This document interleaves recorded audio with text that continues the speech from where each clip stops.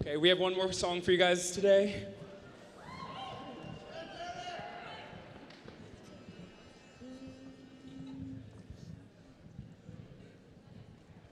Do I look lonely?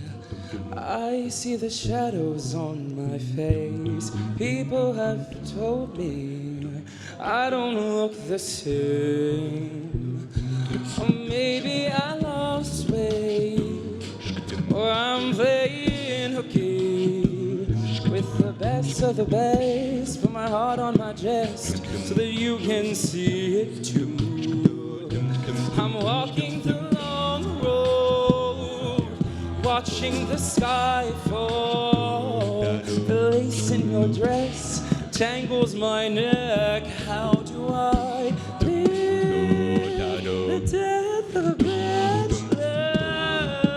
Oh, letting the water fall. The death of a bachelor. Oh, seems so fitting for happy ever after. Woo! How can I ask for more? Time of laughter at the expense of the death of a bachelor. I'm cutting my mind off. It feels like my heart is going to burst. Alone at a table for two, and I just wanna be served.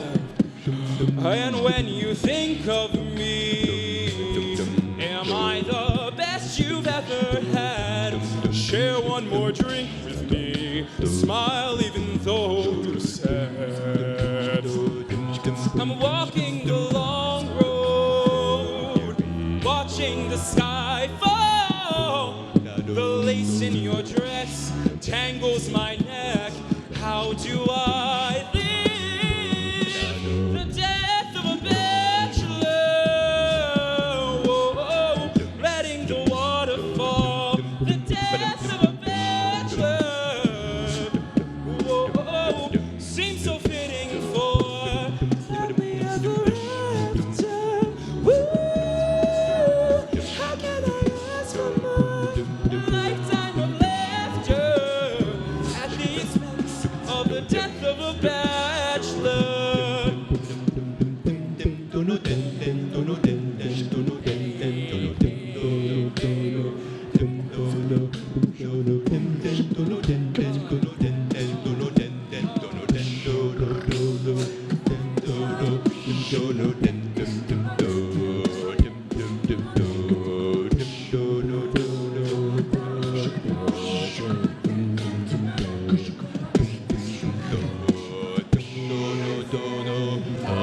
The death of a bachelor.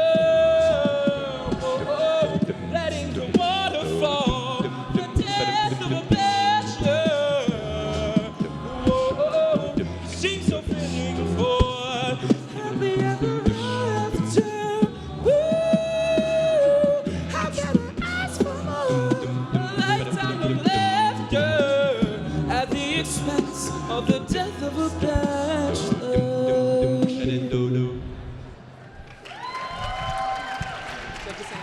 Thank you guys. We are off the beat, and our show is actually coming up next weekend, April 7th and 8th. So be sure to check us out that weekend. Buy tickets on Locust, and see you there.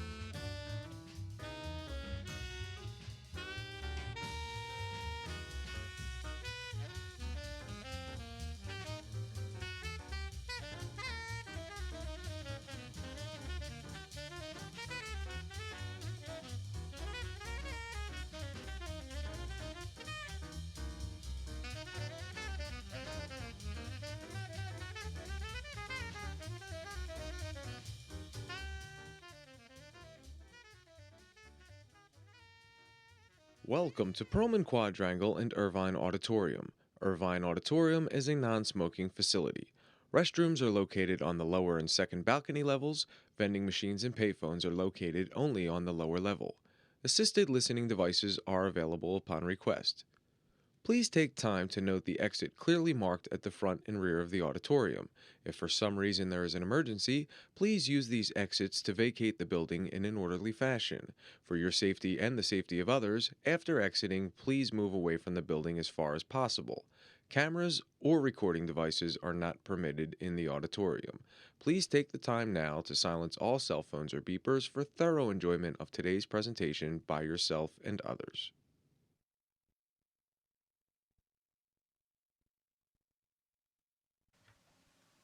Welcome to today's program. Please welcome University of Pennsylvania President, Dr. Amy Gutmann.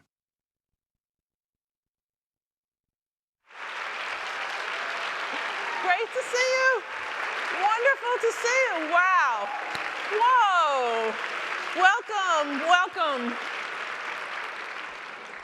So, today we will enjoy a conversation with one of our nation's foremost statesmen, and now also the inaugural Benjamin Franklin Practice Professor at the University of Pennsylvania. How's that?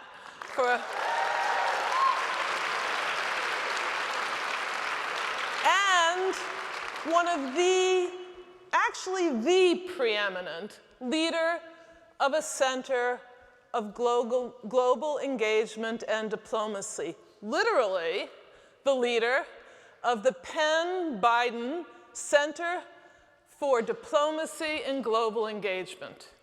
If there ever were a person who needed no introduction, he's the one. So, please join me in offering a very warm welcome to our nation and Penn's very own Honorable Joe Biden.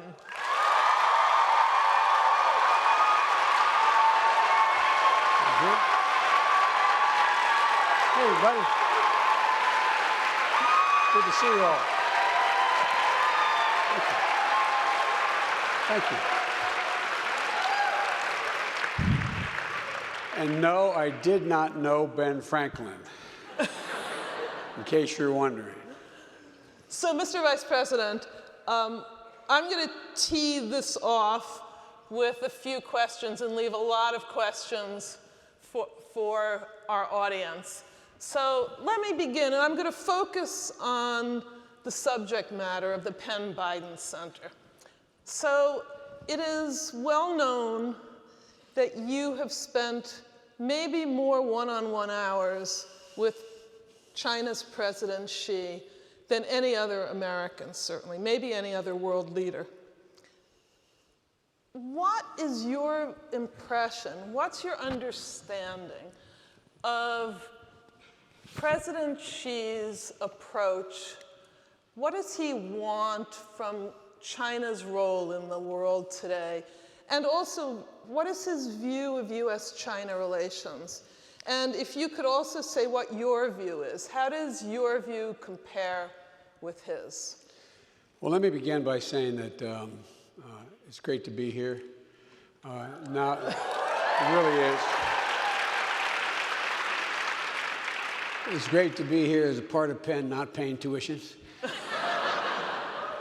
I had 2 kids go here and 2 grandchildren here, and so I'm delighted. But all kidding aside, it's an honor to be here, and you all have an A, as far as I'm concerned. Well, Madam President, I've always joked. President Obama and I have become very close friends, as you probably, notwithstanding the memes, God, some of them are funny. But anyway, and no, I'm not wearing his bracelet. But he is a very close friend, and I like him a lot.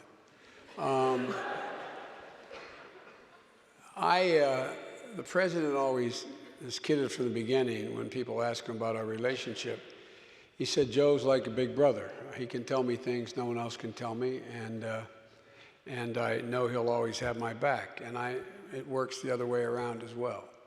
And I have a tendency to try to teach or to make my point known by telling stories, because I think it's the best way to communicate. I find myself often quoting my dad or my grandpop or my mom, because they had a lot of wisdom. And I've been saying to the president since we started running together, almost now going on 9.5 years ago, that Tip O'Neill, the famous Speaker of the House, was a good friend and mentor of mine, who said all politics is local. I said, I'm getting old enough that I can improve on his statement. All politics is personal. All international politics is personal. And so Barack, the president, took that to heart when we had a state visit for the former president of China, President Hu. And we had a state dinner, and the vice president with him was Xi Jinping. And it was obvious Xi Jinping was the heir apparent. And the president suggested, the two presidents suggested that Xi Jinping and I should get to know one another and spend time together. And I believe I've spent more time with Xi Jinping alone than any world leader, period. I've had over, the State Department chronicles this, I've had over 25 hours of private dinners with him, just he and I, and each with an interpreter, from Chengdu to Washington to San Francisco to Beijing. And he's an interesting guy. He is part of what they call, those of you who are involved in China studies, the princelings. The princelings are that group of children and grandchildren of the founders of the communist China, who have a very elite status and a elite place in the Chinese society. And he's also, obviously, because of that, a powerful member of the Communist Party. And so when he came to power, he realized he was going to have some incredibly difficult choices that he had to make that were not all likely to turn out well. I'm a lover of poetry, and particularly Irish poetry, and one of my favorite poets is Seamus Heaney. And he wrote a poem called The Cure at Troy. And he talks about hope and history rhyming, but the more accurate poem is not so much about how we're going to rhyme hope and history from the mind, from the perspective of Xi Jinping, but a line from Yeats in the poem Easter Sunday, 1916. He said, all is changed, changed utterly. A terrible beauty has been born. All has changed in the world and in China in the last 2 decades. And a terrible beauty has been born. And China has enormous, enormous, enormous internal problems that it has to deal with. There's been no circumstance where you've moved into a demand economy, a capitalist economy that has and a growing middle class, where eventually the middle class hasn't demanded more control over their lives. It's never happened. It's never been sustained. Well, the Faustian bargain that's been made in China thus far has been, we'll let you grow economically, we'll let you move into accomplish living in a 2-bedroom apartment or a 1-bedroom apartment, we'll let your economic standard grow, but we continue to control your life, the party. And that is never really able to has never been sustained thus far. And so he has enormous pulls on him. He has an internal circumstance where the millennial generation wants China to be able to act on the world stage consistent with what it appears to be its prowess and its power. But China doesn't have the ability to do that. They don't have the ability to project force. They don't have a navy. It'll take them 17 years and about $9 trillion just to get to the place where the United States is now. China not only doesn't have enough energy, it doesn't have enough water, literally enough water. There's a $2 trillion project in contemplation to redirect the direction of the two major rivers in China to the population centers. Significant portion of China's arable land has been polluted by cadmium. They have to create 9 million jobs a year, and they have to be jobs, middle-class jobs, to meet expectations. And so after spending all this time with President Xi, and I've spent a lot of time subsequent to him becoming president, I was asked by President Obama when I came back from Chengdu with him, he said, "What's he like?" I said, "He has the look of a man about to take on a job he knows is not going to end well." I'm not being facetious. Yeah.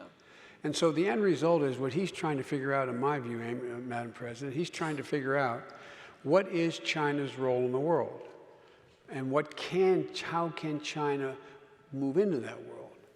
And China is, I believe he's going to be very patient. I believe he is not going to attempt to rush China's role in the world, and he's going to feel his way through an awful lot of what has to happen. But my view of China's role is that our relationship is the single most consequential relationship for us to develop for your generation, number one. Number two, it has to be a relationship built on responsible competition, and they have to be responsible stakeholders. And when they're neither responsible in either of those areas, we have to call it out. We have to make it clear. We have a lot more leverage in the relationship than they do, a lot more leverage. I'll conclude by saying he asked me why I keep saying, this is 3 years ago, why I keep saying the United States is a Pacific power. And I said, it's a Pacific power. I say that because we are a Pacific power. And Mr. President, your stability would not exist but for us projecting power in the Pacific, particularly in the Northeast Pacific. And he looked at me and he said, I understand, I know. Because we are the fulcrum of what everything else moves. But there's some really difficult problems we don't have time to discuss now. But whether it's Korea, the relationship with Japan, an emerging India and what that relationship will be. And the concluding point I'll make is that we are making, I think, a tragic mistake right now. In the liberal world order has delivered enormous benefits to the United States of America, more than any other country in the world.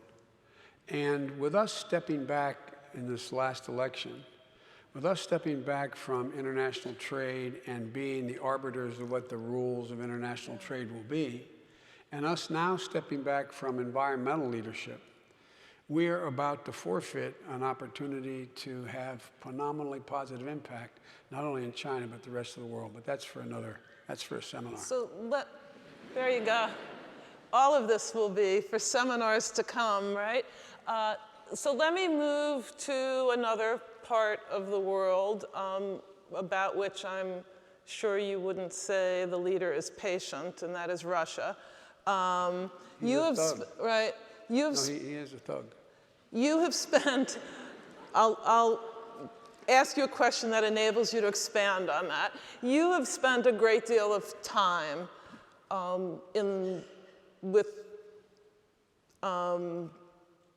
as vice president, a great deal of time and attention to Russia, to Eastern Europe, and particularly the Ukraine, particularly the independence and stability of the Ukraine. Russia appears to be asserting a renewed sphere of influence in the region, and US-Russia relationships are, to say the least, challenging. So I'm going to just ask you straight up, what can and should be done vis-a-vis Russia? I've known every Russian leader since 1972. My academic interest, as well as my interest for years and years of being chairman of the Foreign Relations Committee, was, to the extent that I had any expertise, was Europe and Russia. And so I have negotiated with everyone from Kosygin when he was there as foreign minister to recently with Putin. And Putin has, we thought after Yeltsin that we had reached an agreement in Europe, the possibility of a Europe whole, free, and secure, with its international boundaries honored and maintained. Putin came along and he concluded that wasn't in Russia's interest. Russia is a declining power, which makes it very dangerous. Its population is declining. It's down to 145 million people. They were a nation of over 300 million people. Of the Russian Federation, a significant portion is an Islamic portion of the nation, completely disassociated with it and in internal conflict with the Russian population. It has nothing to sell but raw materials, and it doesn't have the technical know-how how to maintain and deal with that wealth that they have. It needs the West. And so Putin has decided, for a number of reasons I don't have time to go into, Putin has decided that the best place for Russia to be is for the international order to break up. He is not strong enough, nor does he think Russia's strong enough, to be able to reestablish the Soviet Union. That's not what this is about. I asked my staff, I asked the man who's going to head this up here for me, and Steve Ricchetti, whether we can make sure online is the speech I just made at Davos with Xi Jinping about, in Switzerland, about the threat Russia poses and what we should be doing. But Russia, Putin has concluded that it's better to see a Europe fractured and democratic institutions fractured, so that all he has to deal with in the region is medium-sized powers with which he can deal and or intimidate, or see their economies collapse. It is not in his interest. It's in the interest of his people, not in his interest, to see Europe thrive. And so what you're seeing going on now is an attempt, in my view, to undermine the post-World War II institutions, from NATO to the more recent one with the Maastricht Treaty, which is the European Union. That's what this is all about, because he doesn't have to then deal with a united Europe that presents a significant obstacle to his meddling and his illegal actions. And he's having some little success now. Can he succeed? He can succeed if we're not smart. And that's where it comes in. The United States of America has to lead the world. We must be engaged. As Madeleine Albright said, we are the essential nation. And it's not a bravado born out of that. I wish in some senses we weren't. But we have to now, look, the reason why we've been able to lead the world is not merely because we have the most powerful military in the history of the world, and that's not hyperbole. It is by far, in a way, the most powerful military in the history of the world. No one is close. But the reason we're followed is not because of the power, the example of our power, but the power of our example, our value set. That's what has been able to persuade the world to move in the directions that we wanted it to move. And what worries me most now, and I'll end with this, what worries me most is we have a president now who's the first president I am aware of, I may be wrong about this, but the first president I've been aware of who never has used the phrase American values. Think about it. Assignment. Find me any place he's ever used the phrase American values. Every other president has talked in terms of American values, because American values are what we've been propagating. They relate to democracy, to human rights, to economic opportunity, to growth, to collaboration. And so if he's able to continue to break that sense of our obligation, then I think he has a chance of making it more difficult. But as they used to say in little old Claymont, Delaware, not far from here, Russia is not a patch on our genes, but they can cause us a lot of trouble. Let me ask you a follow-up on that. You raised it. In the current, and this brings American politics together with foreign policy and the global peace and prosperity of the world order. So in the current political environment, it seems that the preservation of American jobs, which of course is very important, having American people be able-bodied Americans be able to work, that is being pitted against what you've called, and we've all called, American values, promulgating human rights and democracy in the world. How do you see this, is there, in fact, a tension between preserving American jobs and making employment real for Americans? It's a false choice. So how do you, what are some of the facts that suggest that to you, and how do you communicate that? Because what's being communicated seems to be we have to choose, right, between preserving American jobs and engaging with in the world with proudly with American values. Well, look, first of all, I think that choice is exaggerated. No. It was only really a matter of time, folks. Look, in a sense, we wouldn't be having this conversation about American jobs in the way it's just been phrased legitimately by the president were it not for 171,000 votes. 171,000 votes in 4 states put it in this position. And I think that what happened was that this is the first campaign that I can recall where my party did not talk about what it always stood for, and that is how to maintain a burgeoning middle class. And the truth of the matter is you didn't hear a single solitary sentence in the last campaign about that guy working on the assembly line making $60,000 a year and the wife making $32,000 as a hostess in a restaurant, and they making 90 grand. They got 2 kids and they can't make it, and they're scared. They're frightened because they're not stupid. Globalization has not been an unalloyed benefit for everybody. It's left a lot of people behind. On balance, in a macroeconomic sense, it's been a phenomenal success, lifting millions and millions of people out of poverty. But it's left a lot of people behind. And there's there's answers to how we sustain this global system, which we badly need more than any other country in the world. And at the same time, make sure people aren't left behind. For example, hey baby, how are you? This is my niece. How are you? Give me a kiss. How are you?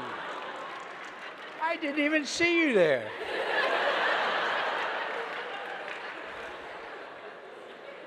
The Biden family's everywhere. Sorry. Penn. Penn vet? She's a Penn vet. And, Let's hear it for Penn vet, folks.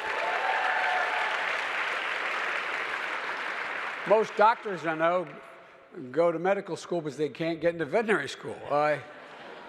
It's awful hard up here to get in. I tell you, but at any rate, where was I?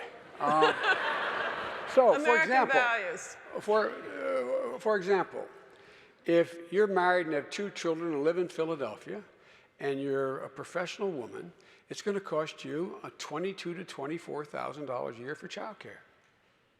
Period. Not a joke. That's what it costs in major cities across America. If you're in a situation where you are trying to send your kid to Penn or to any private school, but let alone a private school to a state school, it's an enormous cost. Colleges are pricing, actually may be easier to pay to get to Penn because Penn has the ability and an endowment to help people who can't otherwise afford it. But try to go to my alma mater, the University of Delaware. It's hard. It's hard to pay. And secondly, people look out there and they say, wait a minute, the world is really changing, man. Because with digitalization, I just made a speech at Davos and one just the other day down in Washington about the fourth industrial revolution. Digitalization is moving so rapidly, that whether you're an astrophysicist or you're working on an assembly line, you're going to need to be re-educated in the next 5 years. What you know now will not sustain you 5 years from now. And people intuitively know that, and they're scared to death. So instead of talking about their fears and letting them know there are answers without abandoning our place in the world for our own safety's sake, we didn't talk about it. It never came up, if you think about it. It never came up. And so, you know, all those angry white men, you know, we talk about, that are racist, guess what? Barack and I won them. Let's get this straight. It wasn't racist. They voted for a black man twice in a row. But they didn't this time. They didn't this time. Because they look out there and they're scared and no one's talking to them. And my dad used to have an expression. He said, Joey, I don't expect the government to solve my problem, but I sure in hell expect them to understand my problem. So how much time do we spend talking about the problem? You realize with the highest rate of suicide, the highest rate of opioid addiction, the highest rate of divorce is among white boys 45 to 55. Not in the ghetto, not in the barrio, white boys 45 to 55. Because they think they're being thrown on the industrial slab heap, that there's going to be nothing for them to do. And that's not true. It's not true, but we don't talk about it. So it goes back to this idea about jobs. The answer to our jobs is for us to continue to engage the world and insist on fair trade. Well, look at the promises that have just been made. The truth of the matter is, this fellow has not created any jobs. He's not going to create many jobs. The 20,000 jobs he talked about, 20,000 jobs he just talked about creating from the communications company, they were created and announced by us before we left. No, but I mean, and by the way, the pipeline, you know how many permanent jobs that's going to create? 35. Coal country. You know how many jobs we created in alternative energy in the last 5 years? 455,000. You know how many coal mining jobs there are? 62,000. And by the way, but we don't deal with those people losing their jobs the right way. I come from Scranton. I was a kid when it was dying. Not a joke. I watched it. You could feel it when I go home from Wilmington. Everything changed, and it wasn't just they lost their jobs, they lost a way of life. When you're a miner, you worship the same way. You marry in the same churches. It's an ecosystem. It's a cultural ecosystem. And it's being broken up. And some of the Democrats on one hand say, well, that's just the way it is. Give me a break, the way it is. It's a reality, it's changing, so what do we do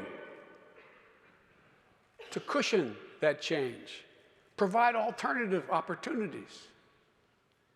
But so this idea of watch the job creation. Like I said, the whole pipeline, only people making money in the pipeline are the Canadians and the Russians.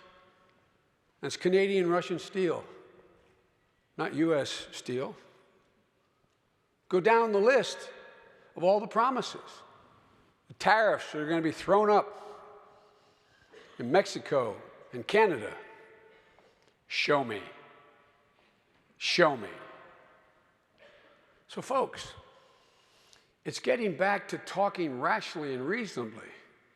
And it starts with you guys. I'm not being facetious when I say that. You're the intellectual grabber of your generation. And it's about playing. It's like I always kid my staff. Not kid them, they get mad at me. I say, speak English to me, not as opposed to Spanish, as opposed to complicated. I really mean it. So it is not, it's a false choice. You didn't ask the question, but there's another false choice. The false choice that my party's going through now. Whether or not we're more progressive or we focus on working class white people. Give me a break. I take a backseat to no one who served in Congress for the past 40 years in terms of my progressive record. I was there 36 years, and I've been rated by some of these agencies that I don't know how they come up with a rating as the 3rd or 5th most liberal member to serve during that entire period. I take a backseat to nobody, but guess what? All those middle-class guys and women vote for me. There's no inconsistency. In this last campaign, to make a point, so we try to change our views, I'd go into Lorain, Ohio, or I'd go into the Valley, I'd go into Pittsburgh, I'd go into on automobile plants, and I start off and say, you know what? We need equal pay for women. Right?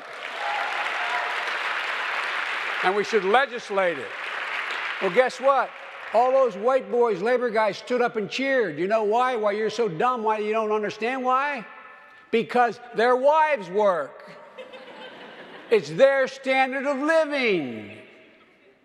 But listen to so-called liberals like me, and it's, well, you know, they really don't appreciate it. This is something that has to do with their sexism. Come on, man. It just drives me crazy I don't get emotional about this. But look, I'll end and go to the rest of your questions. I'll answer yes or no the rest of them. Guys, I am more optimistic about the prospects for the United States of America and your generation than I have been any time in my career. That is not hyperbole. That is not hyperbole. We are better positioned by a mile than any other nation in the world to own the 21st century, than any nation in the world. If we just get out of our way, if we just start talking about and dealing with the values and the realities of what we possess. It's enormous, the resources we have here. Enormous. I may have to get up to ask you my final question. No. Or you can I'm happy to get up. So you actually totally alluded to it, but I think it's a really important question for us to end on, and then I'm going to segue to your questions, which I have right here. And the question is, you've spent almost 40 years in the Senate and then 8 years as vice president, and you could teach a heck of a master class on reaching across the aisle, sponsoring and succeeding in bipartisan legislation. It is, if anyone knows one thing now about Washington when they say it's broke, is that there are few and far between bipartisan deals being made.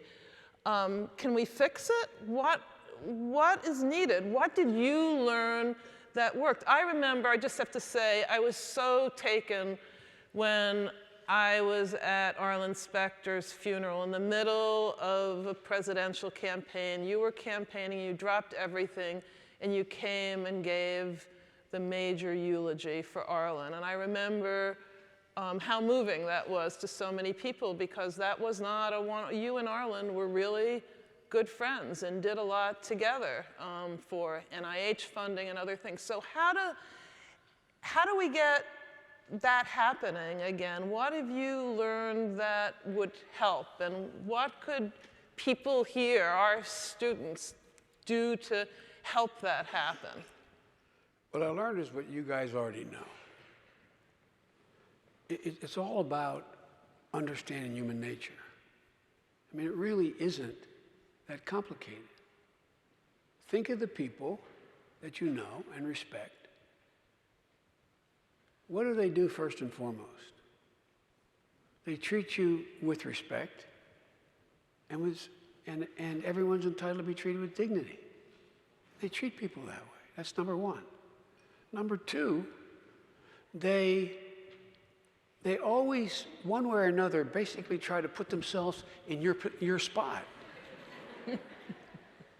You know, what they do is and you do it, those of you who are good at it.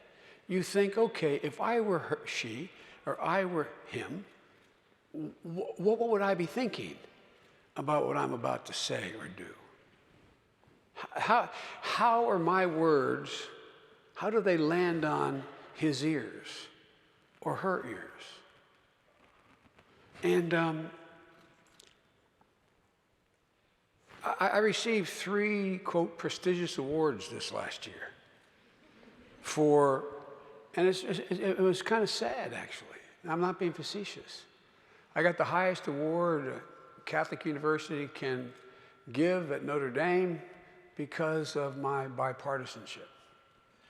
I got an award, Allegheny College has now had this award that's now become very famous about bipartisanship, and it was given to John McCain and me, and we hollered at each other. And I just got an award from the largest bipartisan organization in the country, set up by 2 former majority leaders, Democrat and Republican, 1,000 people there. And I started off by saying, this is sad, that I am getting an award for what was expected when I started. And there's 3 things. Number 1, no matter what you go and do, no matter what profession you pursue, no matter what your objective is, it really matters to get to know your competition, get to know the person who you view as your problem, as well as your friend, to figure out what makes them tick, to understand what their limits are, that may be limits that you, in fact, would understand they couldn't go beyond if you were in their situation. Try to understand the place from which they come. 2, never question their motive, because you don't know their motive. Amy's heard me use this before, but it's the best example I can give. When I first got to the Senate, my wife and daughter had been killed, and my 2 boys were hospitalized, very badly injured. And I didn't want to go.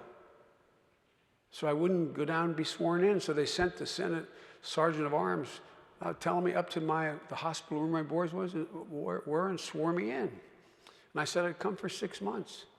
And a wonderful, wonderful, brilliant old guy named Mike Mansfield was the majority leader.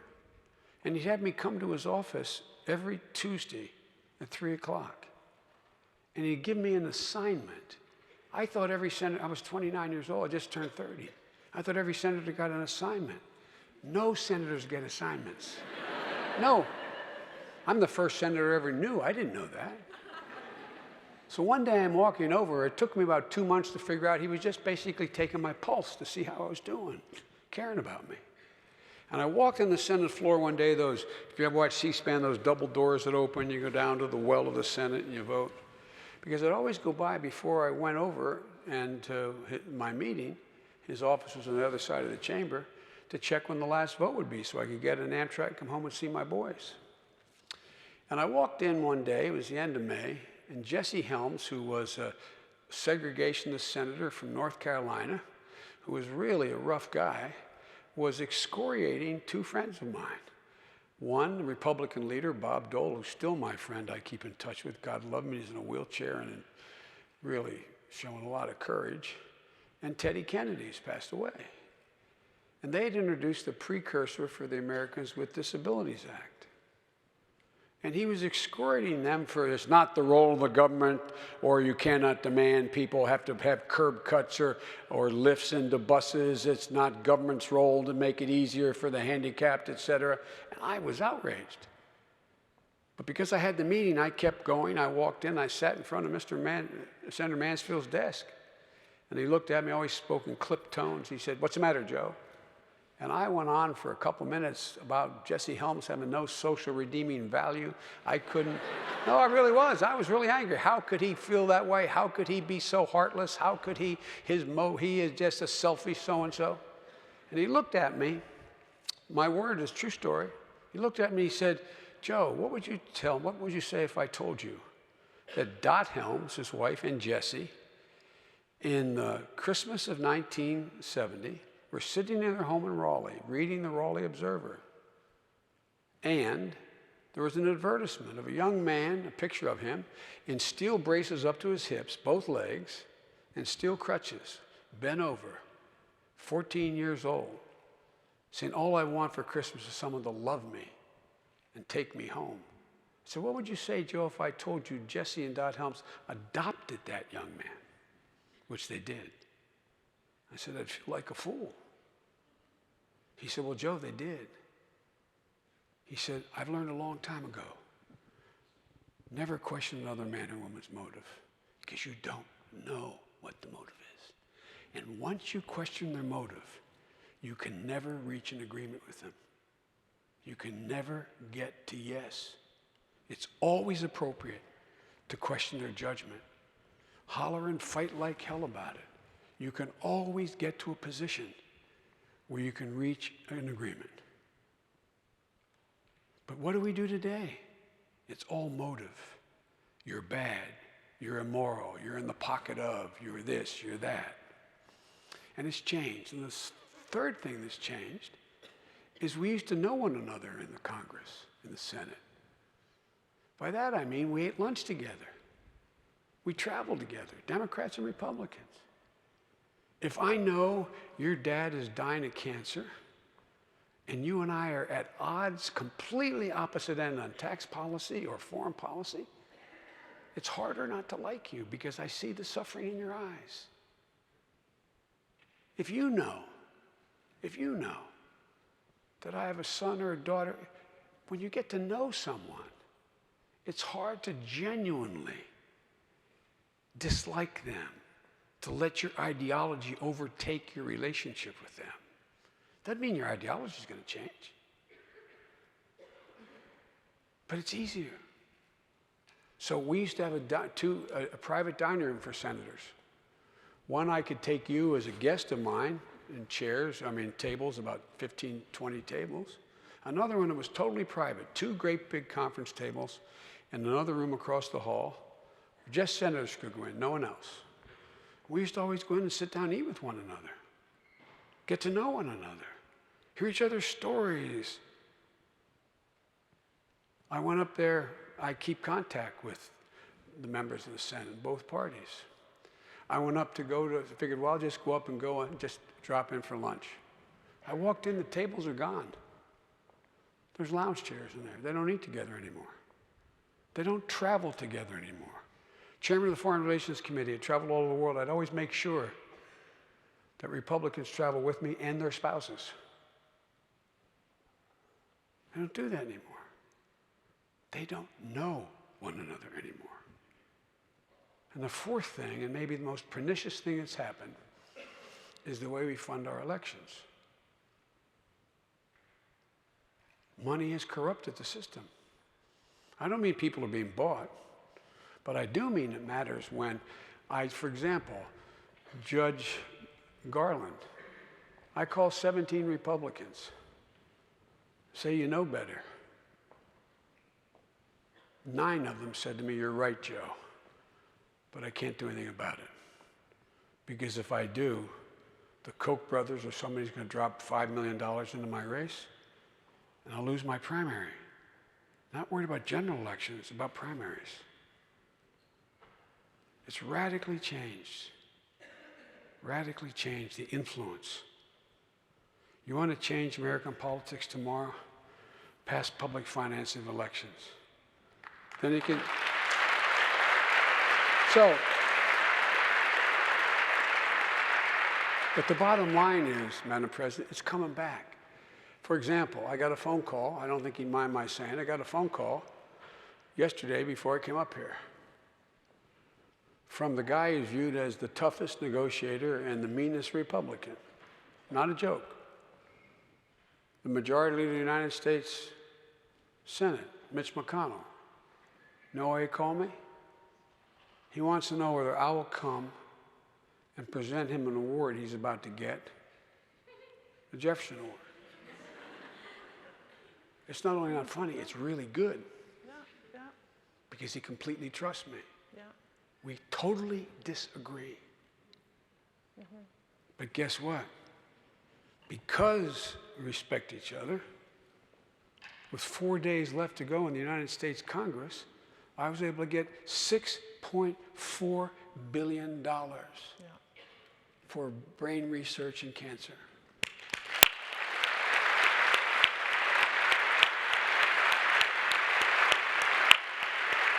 Even though every conservative think tank in the country said, no, don't do it. It got 387 votes in the House and 89 in the Senate. Because they knew better. And they knew that I'd do it for them if it was the right thing. It matters. It matters. How many really brilliant people you know? And I'm not being solicitous, a lot of brilliant people, students as well as professors here at this university. How many brilliant people you know who are really stupid? Not a joke. I mean, really stupid in the way they do things. So this is not hard. And it's coming back. It's coming back. And the way it's going to come back is you saw it in the vote on health care. They've screwed up the courage to do what they thought was the right thing to do, notwithstanding threats. Because the Democrats are the same way, by the way.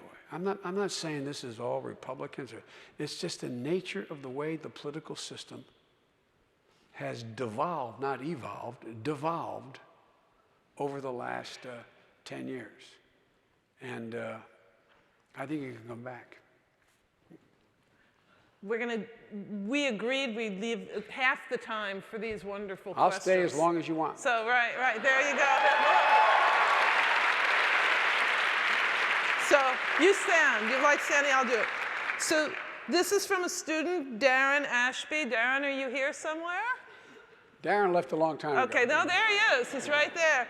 So, which part of the world receives less attention from the American public than it should? Central America. I believe Central America is the second most critical part of the world for U.S. interest for a whole range of reasons.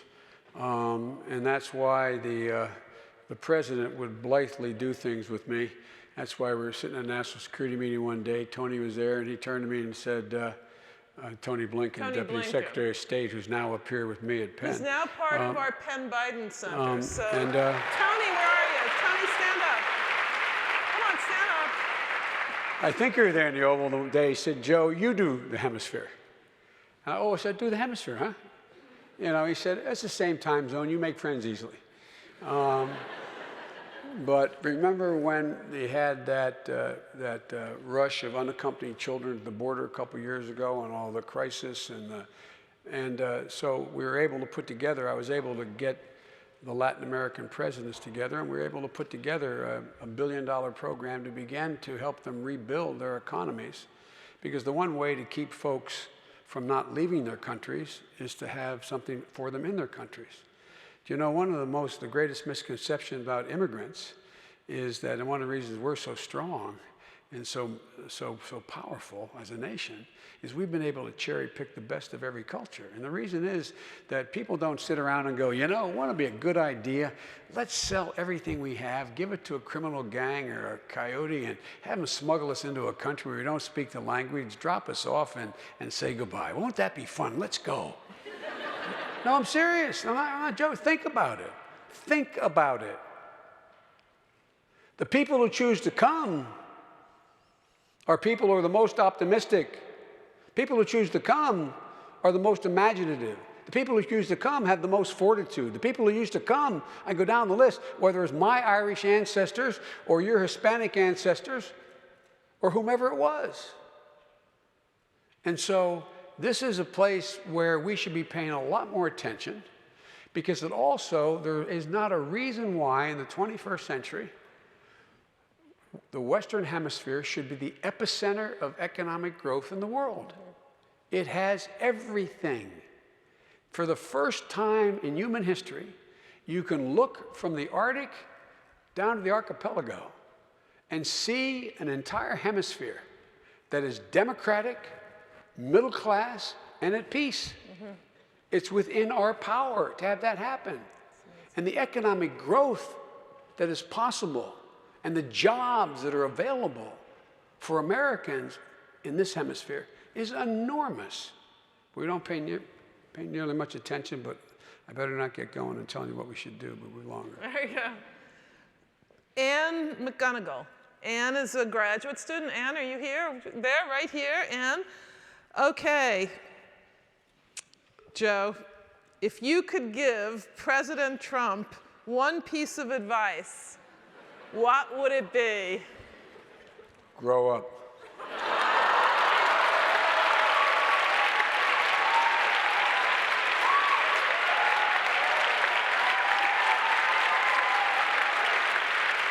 Look, I shouldn't be so flip, but I mean that in substantial part, because look, in fairness to President Trump, I don't believe President Trump ever thought he was going to be President Trump. No, I'm not being facetious, okay? I'm being deadly earnest. I don't think he thought he was going to be. By the way, he supported me for the United States Senate. He contributed, so it's not like, but I don't think he thought he was going to be. And I think that by the time it got around to realizing he just might win, he had not taken the time which every other winning and losing candidate in my lifetime has done. And that is put together a transition team so he knew what he was going to at least try to do the day after he won, if he won, even if it was a 3-to-1 shot of winning. And they spent a lot of time doing that. And so he was at an enormous disadvantage when he won. For example, I know Mike Pence. I get on well with Mike. I don't agree with him, particularly in the social policy, but I don't agree with Mike. But he's a decent guy. And so the first thing I did when Mike won is I called him and said, Mike, I'm here. Anything you want, my staff's available to you, my national security staff, et cetera. And I started laying out for him a whole range of things from Ukraine, which I didn't respond to your question on, to all the way to, all the way it was going on in on the Paris Agreement. And the problem was, I was unable to, my staff, and then my national security advisor, Colin Cole, who is a tenured professor at Georgetown, a smart guy, he was prepared to meet with his people. But Mike didn't even have anybody that was clear that we could meet with. And so I would write these memoranda, and I'd get them to Mike directly because I wasn't able to give them to him. There were no staff. I don't know if they're still this way, Tony, but I was told that at least 3 weeks ago you could walk down the halls of the State Department and holler and no one would hear you. I mean, no, I'm being a bit facetious, but by the way, not very. One of the reasons I predict to you there will be no tax bill. There's not enough people in the Treasury Department to handle the calculations and the strategy for that. Not a joke. They haven't appointed them. They're not appointed. And so I think that it's, I would literally, presumptuous of me to advise the president, but I would literally, stop tweeting, and start focusing, because this does not,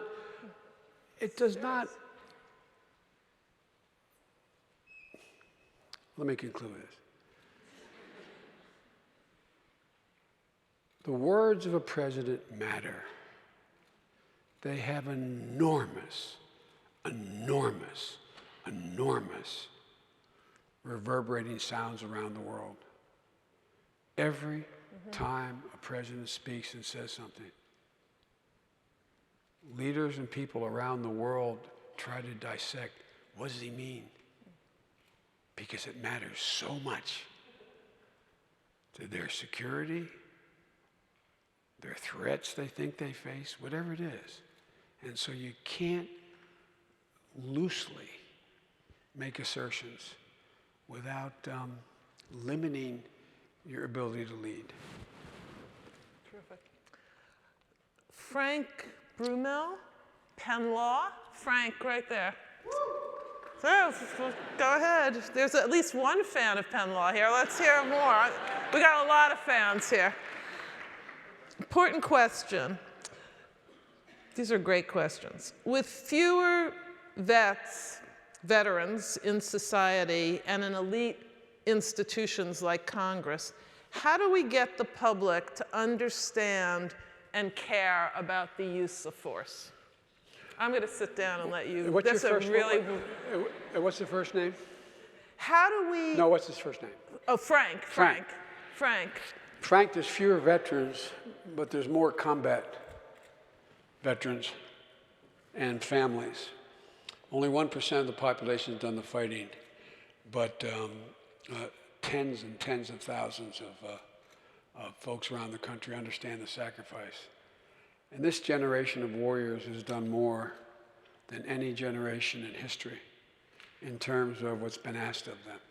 Repeated deployments, repeated sacrifices, overwhelming burden on them. And what people are aware of is that there is a emerging, so far not debilitating, but there's been an emerging, actually it's emerged 6-7 years ago, real skepticism for the use of force without a plan as to how it ends. And so there is a real feeling in the Congress and the Senate, and there's a fair number now of emerging number of vets of the Iraq and Afghan wars that are engaged now in public life. And so I don't think it has led, matter of fact, they are probably as likely to continue to argue for engagement in maintaining the international order than other generations have. So although there's not as many, and there haven't been, even during the Vietnam period, there were not many Vietnam vets. When I got there in the middle of the Vietnam War, I ran to stop the war, to be part of the effort to stop the war. There weren't many Vietnam vets. There were notable ones who have become my great friends, and I didn't have to convince the president to appoint cabinet positions like Chuck Hagel and John Kerry and others. But there's never been since World War II a large cadre of people holding public office in the House and the Senate who were actually veterans. I think there is a real sense and a real genuine skepticism, not a withdrawal, but a skepticism of your generation as to the use of force. What are the basic rationale for the use of force, and in what circumstances should it be used? And I'm not so worried that it's your generation that's going to say, let's come home. I'm worried that the generation that is being left behind economically will be convinced that, in fact, not generation, the percentage of the American people being left behind economically will say, wait a minute, us being engaged abroad is the reason why I'm not doing well at home. I could be wrong, but that's my view. Mr. Vice, can I ask you just a follow-up on that? Because you've been such a champion of veterans and are not just honoring them, but actually helping them with everything they need. Is that something that you feel, again, on a bipartisan basis, that we could do as a country better than we've done? Because we have so many, I just think there's so many veterans who have done so much for our country, and you know this very personally. It's so important as part of American values that we honor and support them. Well,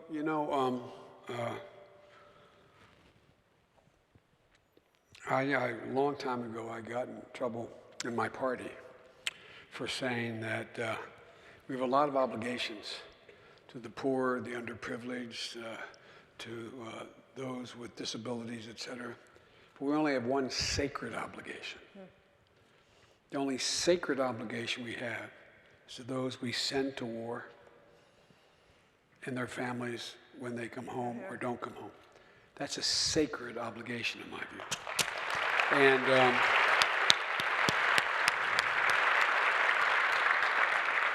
my wife, who used to be 9 years younger than me, is now 25 years younger than me. But we bracketed the Vietnam generation.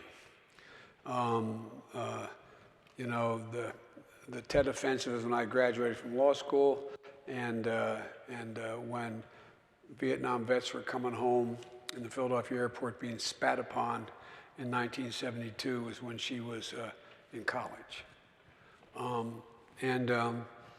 So we determined that as a family that we would never, ever, ever see to it that this group of warriors were treated like the Vietnam generation of warriors. And the public hasn't done that. They've embraced them. Yeah. How many times have you been in a plane when a deployed group get on the plane and everybody claps and stands up in the plane? Because they know the sacrifices they're making. One of the reasons why the problem with the VA occurred is a little bit my fault. I fought my whole career for getting coverage for my generation's veterans who were drenched with acid rain in Vietnam. But the military would not cover them, over 300,000 of them. And because they couldn't prove the autoimmune disease they were suffering from the rest of their life was directly caused by acid rain. And so with Tony's help when we were in the Senate, there were two things we were able to do. One, I got passed legislation saying that if anyone came home with traumatic brain injury and all they had to prove was they were in the area where there was concussion. That's all they had to prove. They didn't have to prove that it was caused by that. That's all they had to prove. And it was assumed that that's why they had traumatic brain injury. And then we finally threw in that generation of mine that was still left that in fact were the victims of acid rain. And that swelled immediately the ranks of all the people eligible for health care and overtook the system a while. We're short about 600,000 registered nurses in the United States today. We're short psychiatric nurses. We're short an awful lot of things that we need. Over 300,000 people came home from Iraq and Afghanistan with unseen injuries, post-traumatic stress and/or traumatic brain injury. And so it's put an awful stress that we weren't prepared for, but it's working now, but it's our obligation. And Stiglitz, a famous economist, pointed out that your generation is going to have somewhere around a $9 billion bill that's going to last the rest of your lives. And the reason is, and you better damn well pay it. And the reason is that of 70% of those wounded in Afghanistan and Iraq, if they had the exact same wound in Vietnam, they would have died. But because of the triage capability and what they call the golden hour, the commitment we made to get mortally wounded soldiers to a major trauma facility within 1 hour, and then fly them all the way to Landstuhl over 10 hours, they're living. But many of them are going to need intensive care the rest of their lives. More amputees in this war than any other war since the Civil War because of IEDs and a whole range of other things. We've committed to them. They'll have the most modern prosthesis the rest of their lives. Not just once, the rest of their lives.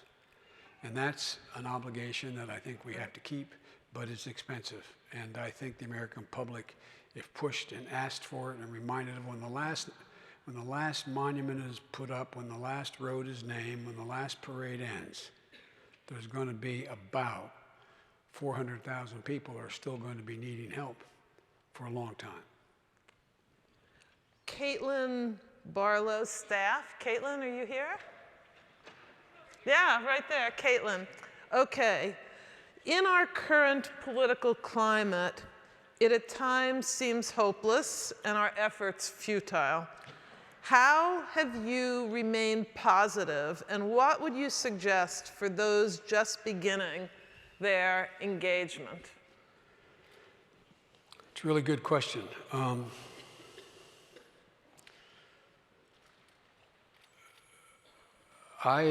I'm confident and optimistic because I'm a student of American history.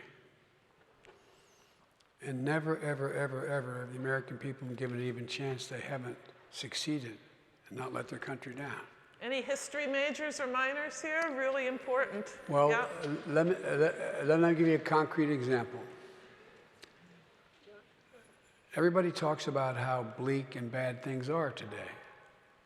And I think the reason why they're viewed as so bleak is because some of the problems we're facing are so novel and new. They're de novo. We've never faced them before. They may not be worse, but we've never faced them before. I was very nice thing that Eunice Kennedy and her daughter did for me. I was awarded an award after the only man who was ever my only person I've ever had as a political hero, Bobby Kennedy. And there's a big dinner once a year for the Robert Kennedy Award for American Leadership in New York. And I went up and was very flattered to receive the award. And the woman who spoke before me to present the award was a woman you know. She had been the president of the University of Michigan for 10 years. Yeah. Really a first rate. She was voted one of the 10 best presidents of colleges in America. Mary Sue. And she now heads up the College Presidents Association. The American Association of Universities. I was the chair who helped appoint her, found her, and Mary Sue Coleman, great. And she really, really is impressive. But she stood up, and it was in the eve, it was following shortly after President Trump was elected. And it was pretty clear she was down about what was going on. And she talked about what a difficult time this was, and how much trouble we're in as a nation and the world, et cetera. And I had just planned on saying nice things about Bobby Kennedy. And I listened, and I understood it was plaintive. It was from her heart. Yeah. And everyone in the audience, like maybe a lot of you think this way. And I said, I don't look at it that way. Because she wondered whether young people will still get involved, et cetera, and that went on. And I said, when I graduated in 1968, imagine those of your seniors, imagine if this year the same thing happened when I'm about to describe to you. Yeah. In January of that year, after being told there was, quote, light at the end of the tunnel, we're about to end the god-awful Vietnam War, there was an iconic picture you've seen of a South Vietnamese policeman standing in a crowded intersection in the middle of the street in Saigon, blowing the brains out of a person at point blank. Shortly after that, Lyndon Johnson, who coveted the presidency, after one term announced he wasn't going to run again. Shortly after that, while I was waiting in an airport to pick up someone coming from Wilmington in Syracuse, where I went to law school, sitting in the parking lot, the radio came on, Dr. King had just been assassinated. I come out of the civil rights movement. I was one of those young guys who used to sit in and do sit-ins and those things. And then I heard the voice of Bobby Kennedy standing on top of a car in Indiana, preventing a riot from tearing apart Indianapolis. And then shortly after that, the day I walked across the stage, I'd just seen him 4 days earlier. Bobby Kennedy was assassinated as the de facto nominee of the Democratic Party. Assassinated. Not too much long after that, George Wallace, attempted assassination in Eastern Shore of Maryland, paralyzed for life. And not long after that, peaceful demonstration on Kent State. The National Guard, local National Guard, opened fire in broad daylight. Yeah. Imagine it happened on this campus. a dozen students dead.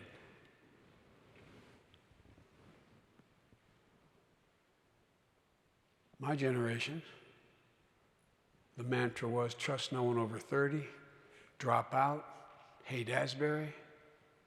Not a joke. But a whole hell of a lot of us jumped in. And we changed the world at the time. We ended the war. We finished the beginning of the civil rights movement. We generated real economic growth. We began the significant fight for the environment and the rights of women.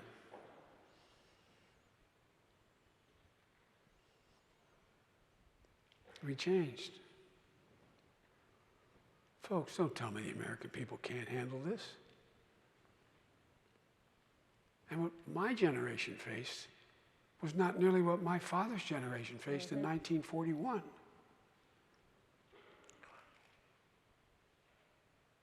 American people are so much tougher. They're so much more resilient. They're so much more capable. They're so much smarter than we give them credit for. And by the way, the things you have reason to worry about, the environmental movement, equal rights, LGBT rights, civil rights, all those things, he can't turn those back. The country has moved, When I came out, I told the president that there were two things I wouldn't do if I agreed to be his vice president.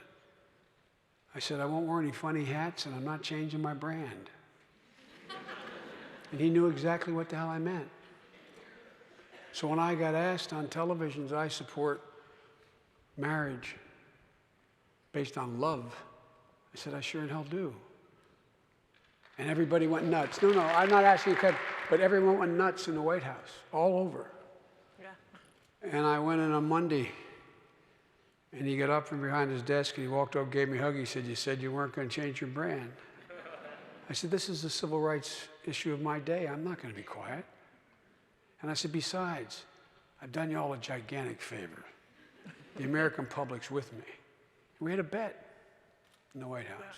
Yeah. At that moment, 55% of American people had already crossed that line. They already agreed with me. And within a matter of a year, the whole world changed. There's more to change. He can't turn that back. He'll not be able to turn back. He can damage us significantly on the environment. But the American people will not stand for these changes that he's making of deregulating all these things we've had put in place. Promise you, it will not happen. It will not happen. It will not happen. Will you share with people, you told me the one word that you think captures this, do you remember? Yeah, well, I was asked by, I think it's real simple to define what it is to be an American. Yeah. And I really mean it. I was in Chengdu with Xi Jinping, and he'd ask really, he's a fascinating guy. He'd ask a lot of interesting questions like, do you really control your military? Because, by the way, the Communist Party does not control the military in China. If you know anything of those of you who are Chinese history majors. This is the first guy to actually begin to gain control of the PRC. Do governors really have authority? There are no authorities that governors have in China. That's why what they do is they keep appropriating land. They cannot tax base because what happens is state-owned enterprises have it all. What does the National Security Council do? They never had one before. Whole range of very smart questions. And this night he looked at me and said, can you define America for me? And I said, yeah, I can. And I really mean it. In one word, possibilities. Yep. Possibilities. Unlike any other nation in the world. We're no better or worse, but it's stamped in the DNA of every naturalized as well as native-born American. You've been raised to believe anything is possible here. Because it is. It is. There's no other nation in the world has that attitude. None. Including the closest in terms of culture to us, in my view, is Australia. No place. No place. One of the reasons for that is, in the United States, you never will get in trouble, and unless you went to Catholic grade school like I did, you never got in trouble for challenging orthodoxy. Only country in the world where orthodoxy is viewed as not having any special place. That's why we're so incredible. To make new things, you got to break old things. It's amazing. It's really true. And we are a nation of possibilities. My greatest fear is we lose that sense that anything is possible. Mm-hmm. Because I swear to God, I promise you, your generation is going to see more in the next 10 years than has happened in the last 40 years. You're going to have to bend it to benefit the majority of the people, like every other major revolution has been able to do. By the time my niece has a grandchild or has a child old enough to go to this school, you're going to be able to fly 22,000 miles an hour subsonically. We're going to have cured cancer in most forms. We're going to be in a situation where our ability, we can do now, just in the time that my son, Bo, who's passed away, just in the time he started here to today, we've gone from able to do 10,000 calculations per second to 1,000,000 billion calculations per second. 1,000,000 billion calculations per second. Opening up possibilities that are astronomical, no pun intended. So look, man, this is not a time to be down. This is a time to jump in. This is a time to say, hey, not me. Enough. I'm speaking up. I'm speaking out. But you're going to have to do. You are the most incredible generation. You are the most generous generation in American history. You're the best educated generation in American history. You have volunteered more than any generation in American history. You are more open-minded than any generation in American history. But you're also afraid to get involved in the public sphere.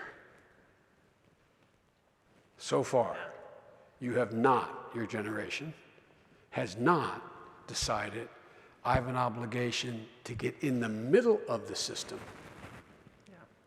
to try to change it. With good reason. You look at it and say, it's corrupt. It can't be done. It has just dragged me down. We'll end with this. Guys, you can't define America for me based on ethnicity. You can't define on me based on race. You can't define based on religion. You can't define for me based on anything other than an intuitive or outward commitment to the Constitution, to the system. We're the only great nation held together by a document. Because the American people, whether they articulate it because they went to a great law school like Penn, or they are high school educated or not have a high school education, they think we hold these truths self-evident, that all men are created equal, endowed by their Creator with certain inalienable rights. They believe it. They believe it.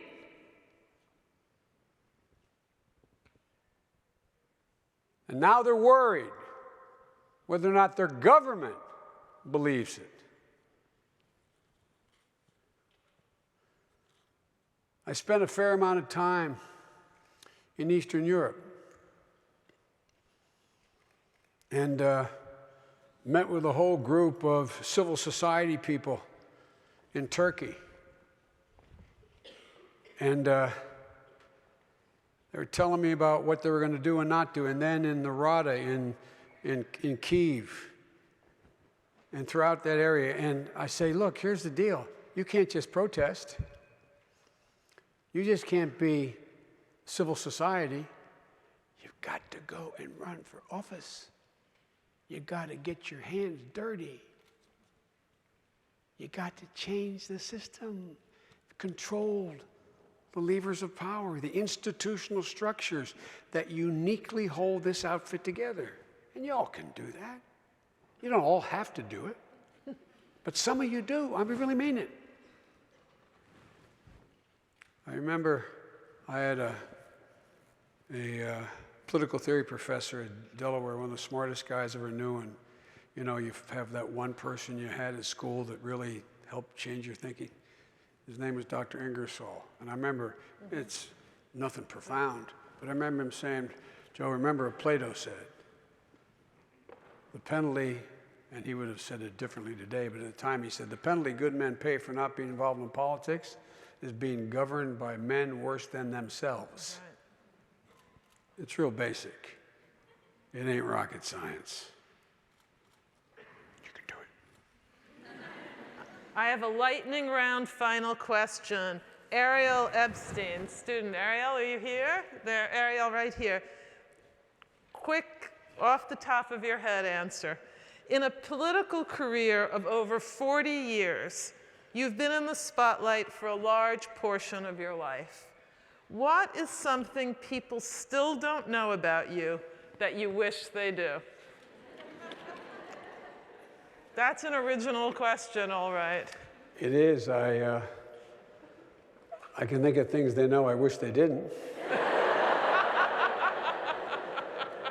But I can't think of many things that they don't know that I wish they did. After all these years, one of my problems is I've been fairly transparent. I guess maybe it's, well, I can't think of anything that they don't know about me. I used to think it was my faith because I never talked about it, but I've learned when people observing me with the death of my son and my family that they've figured that part out without my ever talking about it. But that would have been what I would have answered before. But I can't think of anything. I think there's a couple things you still don't know. I don't want you to know. You're the most beloved person in public life that we know. And the final question, which you don't need to give an answer to, but I swear to God, it's on that piece of paper, was from a student who says, can I take a picture with you? And with that, you don't have to answer it. The answer is yes, you can. I know what the answer is, but by the way, this is about being beloved. I know better, okay? My dad had another expression. He said, don't compare me to the Almighty. Compare me to the alternative. That's the only reason I look good, the alternative. Joe, thank you so very, very much. Thank you all very much. I look forward to seeing a lot of you guys. Thank you. When you see me on campus, don't pretend you don't know me, all right? Thank you so very much. You're so truly enlightening. How you doing, baby?